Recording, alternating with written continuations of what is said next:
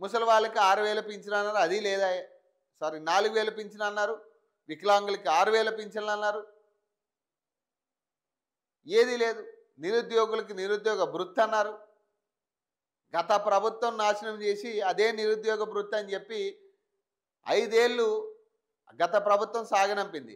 నిరుద్యోగుల పరిస్థితి అప్పుడే అంత ఘోరమైన పరిస్థితి ఉంటే ఈ ప్రభుత్వం ఏం చేసింది, నమ్మించి మళ్ళీ గొంతుకొచ్చింది.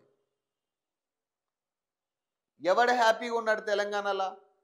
ఏం రైజింగ్ జరిగింది 2 ఏళ్లలో? 2047 నాటికి ఏం రైజింగ్ చేయబోతున్నారు? ఇదంతా ఒక కళ్ళకి ఏదో గ్రాఫిక్స్ లేకపోతే సీజీ వర్క్ చేసి పెడతారు అంతే తప్పితే ఈ అన్నీ చూసినవే. కానీ మీరు చేయాల్సింది ఏంటంటే ఈరోజు సమస్యలు ఏమున్నాయి, ఈ రోజు నాటికి మన తెలంగాణలో సమస్యలు ఏమున్నాయి, ఏం తీరుతున్నాయి, ఎవరి సమస్యలు ఎట్లున్నాయి. ఇప్పటికీ తాగునీటి సమస్యలు చాలా చోట్ల ఉన్నాయి. ఫ్యాక్టరీల విషయాల్లో చాలా చోట్ల ఇప్పుడు చౌటుప్పల్ లాంటి ఏరియాల్లో అయితే అదే ఫ్యాక్టరీ కాలుష్యం వల్ల నాశనం అవుతున్నారు ప్రజలు. ఇప్పటికీ కూడా గత ప్రభుత్వంలో నలిగిరు, ఇప్పుడు ఇంకా ఘోరంగా నలుగుతున్నారు. త్రిబుల్ అని చెప్పి అలైన్మెంట్లు మీకు ఇష్టాసరంగా మార్చుకొని రైతులు ఇబ్బంది పెడతా ఉన్నారు. కొన్ని వాళ్ళకి సరైన ధర ఇస్తున్నారంటే అది లేదు. మరి ఇన్ని సమస్యలు పెట్టుకుని ఇంకా గ్లోబల్ సమిట్లు, రైజింగ్ తెలంగాణ, ఏదో వస్తుంది, ఏదో జరుగుతుంది, ప్రజలకి ఆశ చూపే ప్రయత్నం మానేయండి. మీరు ఈ రోజుకి ఏం చేశారో, ఈరోజు సమస్యలు ఏం తీరాయి ప్రజలకి, కొత్తగా ఏం పథకాలు క్రియేట్ చేస్తున్నారు, అసలు ఆ పథకాలు సక్రమంగా అందుతున్నాయా, మనం ఇచ్చిన ప్రామిస్లు ఏమన్నా నెరవేరినాయా,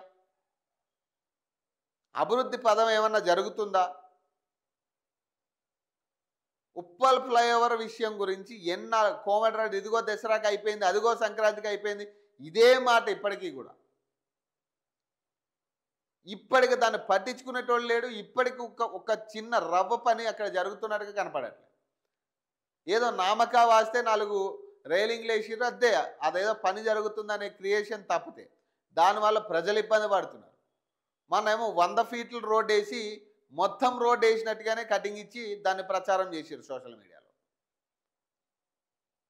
ఇన్ని సమస్యలు, ఇంత ఘోరమైన పరిస్థితి ఇంకా ఉన్నాయి. గ్రామాల్లోకి వెళ్తే అడుగు అడుగున సమస్యలు ఉన్నాయి. ఈరోజు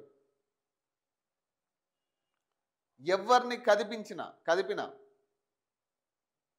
కూలి పని చేసుకునే వాళ్ళ దగ్గర నుంచి రైతులు, దళారుల వరకు కూడా ప్రతి ఒక్కరు సమస్యలు పాలవుతున్నారు.